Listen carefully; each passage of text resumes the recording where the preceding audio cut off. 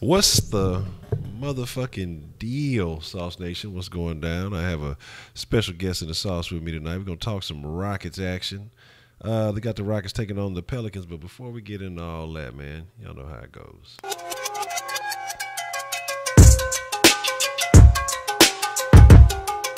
Never miss another live stream again. Hit that subscribe button, ring that notification bell, and click see all notifications.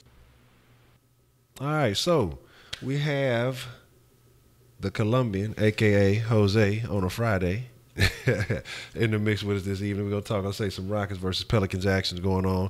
Talk a little bit about the All-Star game and the situation that took place with that, and get a couple little thoughts on, the whole picking situation. And I have some interesting perspectives. Like I said, I may be a little far off on it, but we'll see how you think about them. So anything you want to say to the people before we get it started?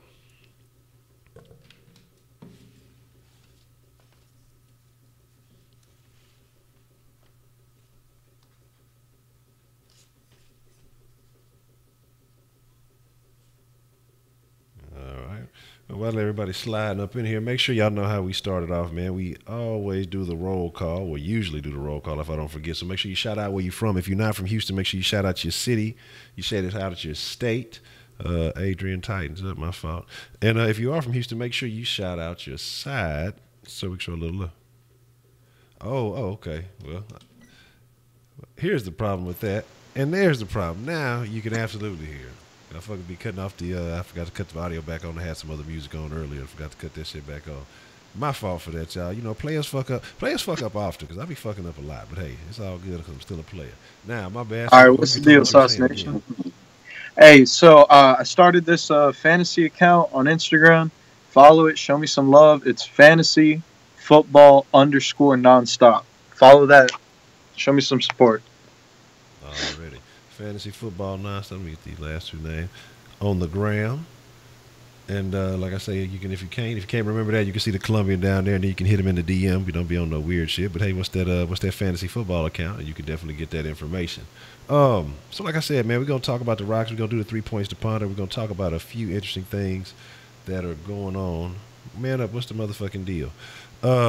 With the Rockets, interesting trade proposals, interesting things that I've heard, you may have heard, that they're trying to get I've heard they've been in talks with the Knicks about O'Quinn and some other things, and I've heard, that the Rhino, he has not been too happy. We gotta get him out of here. Yeah, so let's get into it. So as we're getting started, like I say, we'll talk about the 3 points to ponder. We'll talk about these issues and some of the things that go along with it. So we just had the All-Star picks. Curry made his choice. I think he made a shitty choice, even though James Harden is on his team. It's going to be hard to really believe that his team is going to win. How do you feel about the All-Star selection? Yeah, LeBron James's team is going to blow Curry's out of the water. It's not even close. Okay. LeBron has KD, Kyrie, and Russell all on one team. Like, for an All-Star game, that's not even fair. Yeah. He's got all the last 4 or 5 All-Star winners, fucking All-Star MVPs and shit. Did you see that video? There was a video of Russell Westbrook. They were asking about the All-Star game. And so when they brought up the lineup, they had it in alphabetical order. Yeah.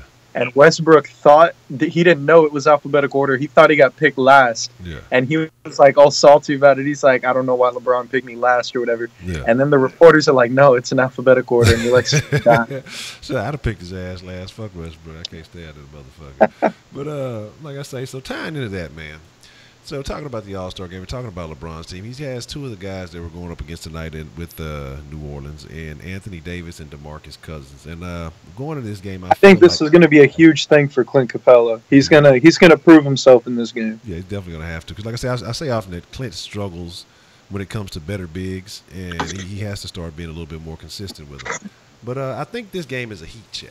Like I said, the Rockets have won the last 4. They played some good teams, played some of the top. They played the best team in the West currently. They played the number 4 team. They played a good Heat team who was, I want to say, 5th or 6th in the East. And then they played the Mavs, and the Mavs are the Mavs. They are what they are. We can't help. You got to play who's on your schedule. It's not our fault the Mavs are ass. But we're talking about a good Pelicans team. Like I said, a different lineup than they're used to seeing. You're talking about a team with 2 bigs and both very versatile guys. What's his name? Fucking DeMarcus Cousins just went off for a crazy fucking triple-double the other day. I forgot exactly how much it was. It was like 40 points or something something crazy with 20-something rebounds. It was, I think it was 40 points, 20 rebounds, and 10 assists. It was insane. Yeah, so it was crazy. I mean, just otherworldly type shit. So, like I said, it's definitely going to be very interesting to see how we do because we know Capella only gets about 26 minutes a game. Nene is supposed to be healthy for this game, so he should be in the mix and able to contribute. But it's still going to be, like you said, an important test for Capella. How do you see the Rockets faring in this game going up against these two guys? In this game, I mean, like in the Heat game, Hassan Whiteside got his. Like, that's the problem. I feel like Clint, when, like you said, when it comes to bigger and better bigs, he can't like hang with them. So I think Anthony more than Cousins is going to get his. Because last time we played the Pelicans, Clint did good against Cousins. But the thing about Cousins is he isn't like athletic. He's just got like skills. But Anthony Davis is really athletic. So I think Anthony will get his. I'm not worried about losing, though. I think we're going to win the game. Okay. Yeah, now, last game we played, man, the Anthony Davis didn't play. We got the win. That was on the 12th of December. But the fucking Drew Holiday went off for 37. Then that fucking, what's the other guy's name? Etwan Moore? Was that Moore? And Etwan Moore. Yeah, went off for 36. A fucking career high. We were in a span of a few games where it felt like every game somebody was having a career game against us. Yeah. And that's what I say was just crazy, guys. Like, you're talking about somebody. That was his highest scoring. That was Drew Holiday's highest scoring game this year, and that was old buddy. It was his career game. So Davis averages about 26.5 points a game. So you got those points made up in guys who normally don't see that. But I'm not going to count on those guys to fucking score and perform like that tonight because the ball's going to be going through Davis and fucking Cousins. So. Because for some reason it seems like it's the little anonymous no-name guys. It's like we do well against the guys we're supposed to do well against. But there's like you say, those guys on the team, like you say, they have those fucking career days. They just set it off, and for some reason they seem to score a lot. I don't know what that is, but I think that's kind of over. Hold on. Somebody, Adrian Dyna, just said that Bogey. He told me I don't know what I'm talking about because Bogey isn't athletic. DeMarcus Cousins said it himself. Last year he led the league in like the amount of shots that he got blocked. Like, he doesn't have hops. He has a different kind of game. Like, he doesn't just go up and catch alley-oops all game. He's kind of a point center. Like, he'll run an offense, and he's a great passer for a big man. But he's not a guy that's going to dunk on people. That's not DeMarcus. DeMarcus is not a dunker. What's the motherfucking deal, Wink? You talking about the gun question? What'd you say, a Glock or a Sig? We'll address that during the Q&A period of the stream. But here's the deal. Like I say, but either way it goes, both of those guys are very talented bigs, and because we can say the same thing about Capella's not necessarily athletic, you know what I'm saying, but he's developing his skill set, especially getting to play with Akeem. Akeem is showing him those little nuances to help him improve his game because, like I say, he if it came down, because I know a lot of talk with, and we'll get into that, a lot of talk has been about Jordan, between DeAndre Jordan and Capella, and DeAndre Jordan is far more athletic than Capella, but I feel like by the time you let Capella get to 29 where Jordan is now, Capella's skill set will be much deeper. You know what I'm saying? He'll have a full repertoire of offensive abilities. One trade that I've been talking about, trying to get DeAndre Jordan here, I think probably the best trade we could offer is Nene, Ryan Anderson, probably Tyreek Black, a 2019 first-round pick, and cash inquiries to help the Clippers with Ryan Anderson's contract. Yeah, see, the thing is what they were saying about I just learned today, I didn't even know it was a rule, is that because we traded, I want to say a first-round pick from last year, that you can't do it 2 years in a row in the NBA. So the soonest that we'd be able to trade a first-rounder would actually be 2020. So that's really? So that's what bars are from doing that because I was thinking along the same thing.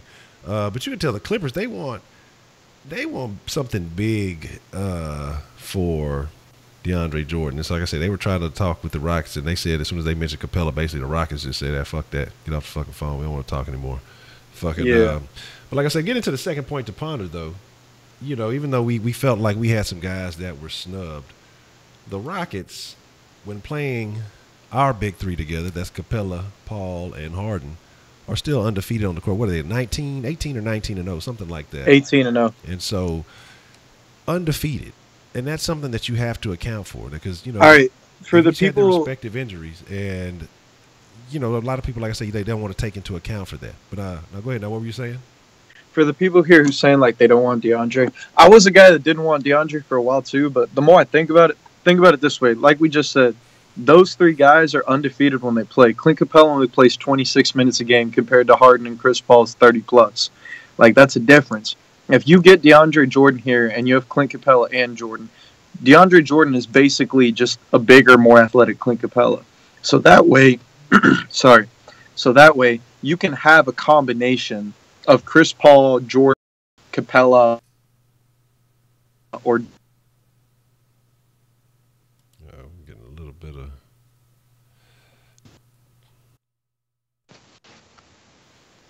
Give me just a second. I'm having a little bit of technical difficulty on my end. It cut out just a little bit. I think it's back now. All right, sorry about that. You're saying something. You were kind of cut off in the beginning where you were talking about him playing 26 minutes opposed to Harden and Paul.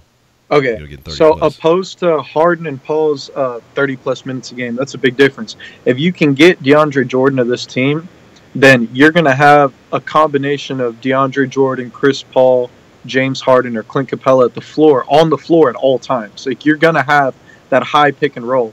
And I'm not saying Clint doesn't have a better upside. Like, I'm not saying get rid of Clint. I want to keep him. I'm saying if you bring DeAndre Jordan here, you're going to have that high pick and roll threat at all times in the game, and I think that'd be great for our offense. Plus, DeAndre Jordan is good at defense. Like, it's not like he's a defensive liability. And then the last stream, when I was in the chat, I was talking about how I wanted Paul George over LeBron. I mean that because if LeBron comes here, he's going to run the show. Like, he's going to take over Harden. He's going to take over Chris Paul. He's going to want to run the organization. He's going to want to be the coach. And a lot of drama can come. Yeah, but if you bring Paul George, I see Paul George as like a poor man's version of LeBron. Like, he does what LeBron does, but not as good. And so I think Paul George would be really good at being like a second or third option, and he wouldn't matter. And he wouldn't bring all the drama that LeBron's going to bring. Yeah. That's just my opinion, though. I mean, I definitely agree with that because that's something I'm starting to notice more and more of. And I really didn't pay a lot of attention to it because, LeBron's not on any team I give a shit about. I like LeBron, the player, so I'll catch little bits here and there. But once I started noticing some of the national media, they were talking about, he's being a diva and the situation going on with some of the stuff he does on social media. And then some of the behaviors. And I don't want to talk about that, like I said, after we get to this third point. Because I think about how he picked Kyrie in the All-Star game. It's just a lot of little things. Like he's trying to control, how. I mean, you can't control what people think about you. They're gonna think whatever they want to think. But it's like he's trying to do too much. Like the reaching for Kyrie thing. I feel like that was more for his ego or to try to prove to people that ain't no beef between us. It's no issue. I'm not even worried about that. I'm even though my team is fucking not balling at all right now, and Boston they're looking pretty good, and just all the little underlying stories. Like I said, I feel like he was that. I feel like Curry did in a way too. But like I say, we're getting a little bit more in depth in that in just a second. I'm not saying because people are saying about LeBron is better. I'm not saying LeBron isn't better. Yeah. Like I know LeBron's the best player in the NBA. I'm not an idiot. I just think what we have going right now to bring someone like LeBron in is going to change a lot. And I mean, even without LeBron right now, we have a really good chance of making the NBA Finals. Yeah. I don't think you need to add LeBron because A, you're going to have to pay him more than anyone, and then B, it's like there's just a lot of drama that's going to come with that. And it's honestly just an opinion. Like I'm not going to complain if LeBron comes to Houston. Like I understand obviously anyone that says they want LeBron over Paul George. Just me personally, I like what we have, and I think adding LeBron is going to change a lot of what we have. While adding Paul George doesn't change that. That's really just that's just an opinion. Yeah, like I say, I agree. My thing is just all the other extra shit that's gonna come with LeBron.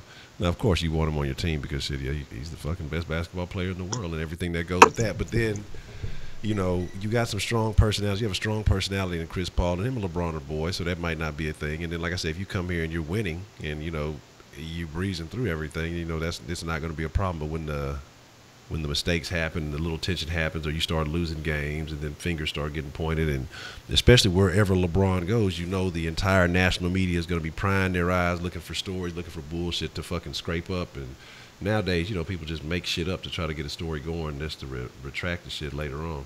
But let's get into the the third point to ponder, and I call this third point the hardening, because I honestly feel like there's just still a lot of disrespect in the league for James Harden.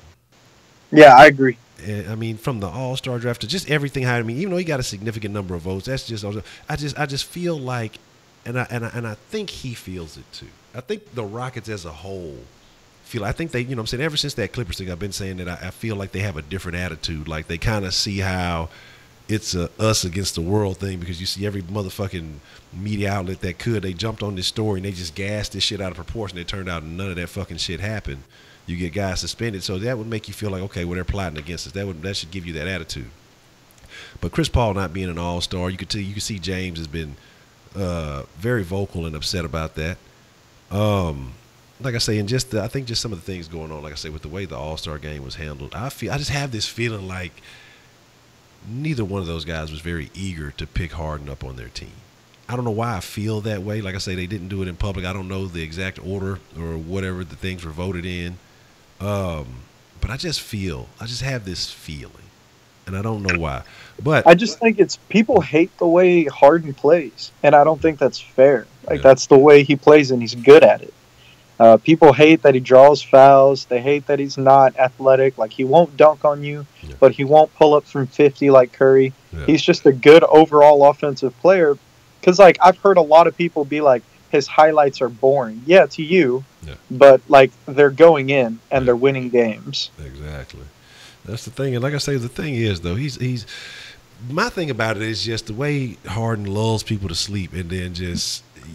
It's just you never know what's going to happen. That you don't know if he's going to drive it in, or you don't know if he's going to step back on you. It's you're fucked either way when you're stepping up against Harden, and that's the thing. And that's what I love to see. Just when you see somebody basically just kind of get caught in that web, then they start getting nervous. They don't know what's going to happen, and he starts kind of just slow pacing, and then he just makes a decision and he does the hard thing. And people don't like that because, like I say, he's usually doing it to their fucking team.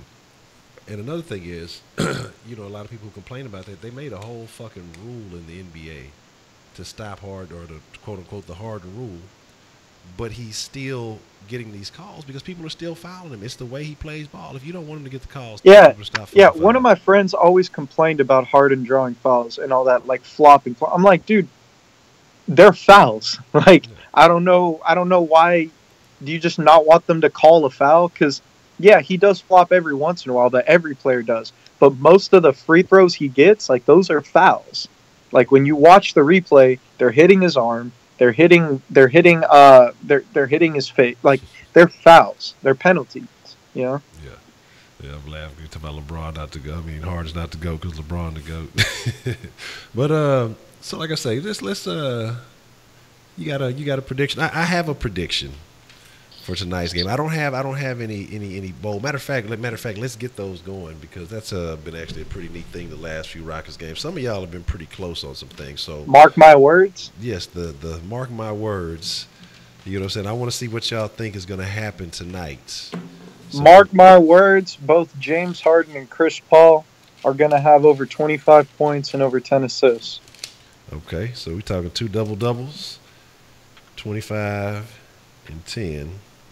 We put that hashtag. Remember, it's hashtag mark my words, and then drop. And Parrish is like saying that Harden's been lax on defense. Harden has been going off on defense. Yeah, the last few games. If you look at the box score for the last maybe 5 or 6 games, he's had at least a steal and a block, and in a lot of those games, he's had multiple steals and multiple blocks. He had one game with 6 steals. Yeah, oh yeah, man, for fucking because shit, he had to block. We talking about the Warriors game, he had to block. Shit, I want to say in the Dallas game, he had I know against the Heat game, he had a crucial block. You meant overall? All right, I thought you were talking about like now. But I think this year, I think it's a whole different Harden. We've seen him like a committed to defense on Harden. I think fucking I think freaking Chris Paul been getting on his ass about that shit or something, because he's definitely stepped it up a notch. Hey, Honcho, what do you think? Because a lot of I've been thinking about this. Like, what do you think of Kawhi Leonard coming to the Rockets? It's a very interesting situation. I would not be opposed to it at all. Because honestly, I don't feel like Kawhi. I don't think Kawhi wants to be the man. He doesn't seem like a guy who wants to be the man. I just think he doesn't want to be with the Spurs. Yeah. I mean, he might not feel like, because like I said, even Pop came out talking about, because him and Aldridge were having some issues, and he finally admitted, he was doing too much overcoaching Aldridge. So it might be the way Pop I wouldn't say that, Adrian. Like, it's already being reported Kawhi doesn't want to, like, be there right now. And, yeah, I definitely take Kawhi over PG3 for the people saying that. Kawhi Leonard would be just, I mean, especially for the defensive end, that'd be incredible. Oh, yeah, it'd be game over with.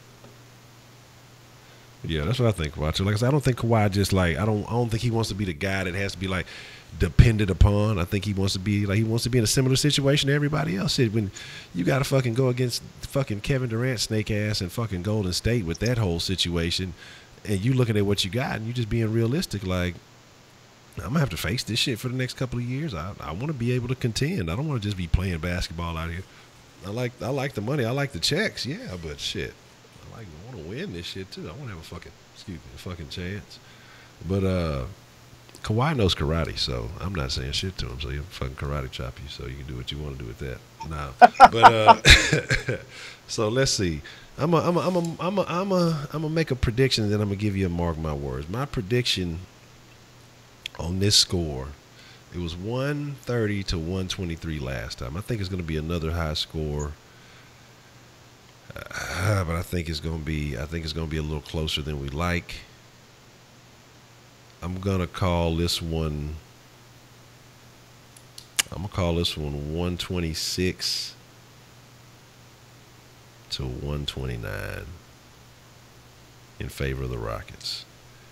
I think it's going to be close, and I think it's going to be a little bit, because what's been happening lately, and this is what I say with the return of CP3, Muthaf, and all these guys back, because we know we lost that defense when Muthaf went down. Something just happened. I think he was very underrated and unappreciated. But late in games, the games that the Rockets used to lose last year, by letting teams come back and get back in it, or falling down behind a couple of points late in games, the last 3 or 4 minutes of games, and they just find ways to lose. That has not happened this year. That doesn't happen this year. Or it's happened, but not as much. But when everybody's been healthy, of course, we've been undefeated. But that doesn't happen. Against the Bulls, what was it, last 4 minutes, like an 11-2 run? Something like that. I forgot what it was against the Warriors. But these guys have been putting together late in games, good stretches to seal games, to close out the way that a championship team should be closing out teams. And so that's a good thing to see, because like I said, we used to lose a lot of stupid fucking games for no reason. The leadership of Chris Paul has definitely been showing through on that aspect. Now, what we're going to do here is we've got a few more minutes for the games for the start here in a second. I definitely want to catch that. We do the end of the stream roll call. Yeah. So for everyone saying like the LeBron stuff, like I said, I'm not going to ever complain if LeBron decides to come to the Rockets. Just me personally, I would want someone like Kawhi or Paul George because I like what we already have.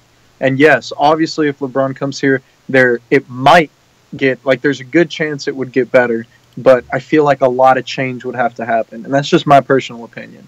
Like, I know people are going to disagree with it. I mean, I'm not going to argue with you because you can't really argue to say you don't want LeBron here because that's dumb. Yeah.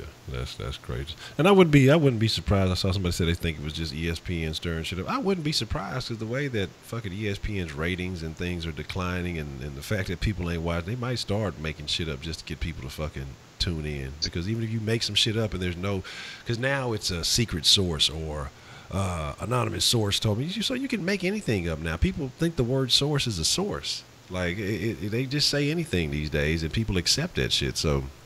And then when you look at a station like that, if they say the shit, you're going to automatically assume it's something that's going to have the country talking, even if it's not a real narrative, even if it is worse than we may even know. So, like I say, you could be right. You could be right that ESPN is just making some shit up. So, I mean, that is always a possibility. But like I said, we'll do the industry roll call, and while we're doing that, any Q&A, any questions y'all have for Jose before we get up out of here. And if you want to shout out your Instagram again, for the people who might have missed it earlier in the stream. Oh, sorry. I zoned out. I was reading here. So for my, I have a fantasy account. I'm doing on Instagram. It's fantasy football _ nonstop. Mm-hmm. So you saying, Brian? You saying AD? I'm writing down your mark my words. You said AD and Cousins both gonna drop 40 and 20. That would be insane. If that shit happened, James ain't allowed to go to the fucking All-Star game. Shit, I'm gonna call him up and say, "Look, James, go ahead and just chill, man. Don't even worry about it, dog." But yeah, no, I'm not gonna lie. I think if the Rockets do somehow manage to get DeAndre Jordan without losing Clint Capella, I think it's a wrap, and we'll beat the Warriors. Because if you can have a combination of those guys and have that high pick and roll basically at every point in the game, like that's a wrap with our offense, because our offense is so elite when it's with that. Yeah, absolutely. It's unstoppable. Like I say, the way that these guys perform the pick and roll with the stretching of Anderson, and that's the one thing though about, I want to talk about Anderson, because I know I've seen a lot of people say let's trade Anderson. Anderson gives you some leverage in a few aspects, because being a stretch forward, like I say, he opens up that spacing and he allows these guys to operate the pick and roll the way that they do. You can play Ariza at the 4 to be a stretch 4. But Ariza, I mean, he plays power forward in the small ball lineups. Yeah, but like I said, I don't know if I don't know about Ariza banging with bigger guys like that consistently. I mean, in a small ball lineup is good, but I think that there's guys who will definitely take advantage of him. Like I say, it's not a thing, because like I say, he plays. Like I say, him and Muthaf both they can give you defense from the 2 through the 4 position. So I don't know. Like I say, it's not like Ariza really counted on for scoring or anything like that. So I mean, it's a possibility. But like I say, still, I just believe in Anderson. I just feel like he can do something. I guess it might be the Kevin Johnson syndrome. I want to see him perform well because we've seen him perform well, and I just feel like I don't know what's got him so out of sync, but.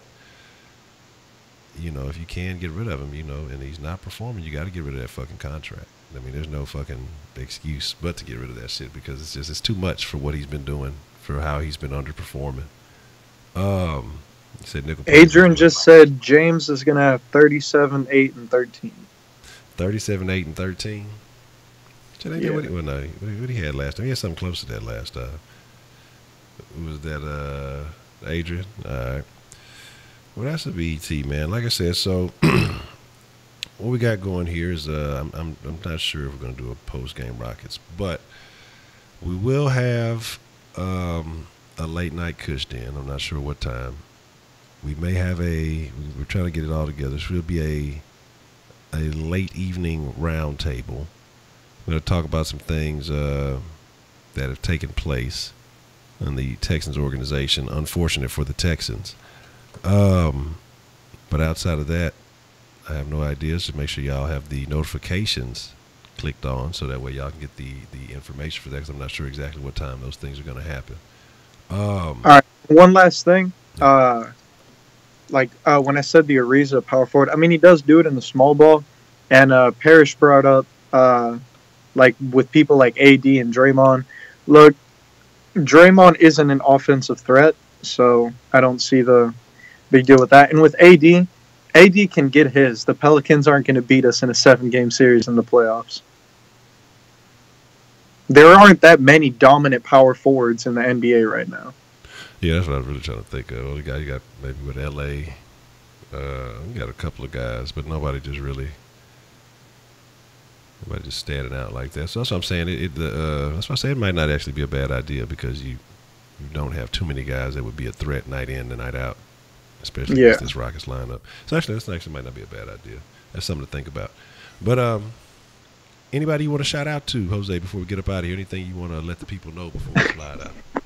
I mean, if Myles Garrett ever watches this, shout out to Myles Garrett. I met him last night, and I got to interview him. It's like an exclusive interview. I'm going to be using it in a paper I'm writing, so I doubt he watches this, but if he does, shout out to Myles Garrett for being so cool about it. Yeah, we'll give Myles Garrett a shout out, but ain't no love for the Browns. Miles Garrett. We'll show why you not? some The love, Browns Miles. need some love. They don't get shit. Now, see, They don't. we got plenty of love for the Browns. The Browns. Yeah, I love Yeah, playing the Browns. What are you talking about? Yeah, they got us some good pick situations. They took off the Osweiler, number 17 off our hands. So I love the Browns. So shout out to Miles Hey man, Garrett playing the Browns is just another practice. I love playing the Browns. Man, so yeah, so that is what it is, man. Like I say, I appreciate everybody for following through. I'm gonna go get my ass about to go catch some of this game, and like I say, I'll make sure to put the announcement or whatever they call it, as if YouTube lets people know with the notification. But with that being said, y'all be cool like y'all be cool. Chunking up the dudes. Make sure you slide by StaySaucy.com. Check out some of that fresh merch. And make sure you hit the descriptions below and sign up for the subscribe to the podcast. They're dropping that every day. So with that being said, peace out, Sauce Nation. Y'all be cool. Chunking the deuce and stay saucy. We out.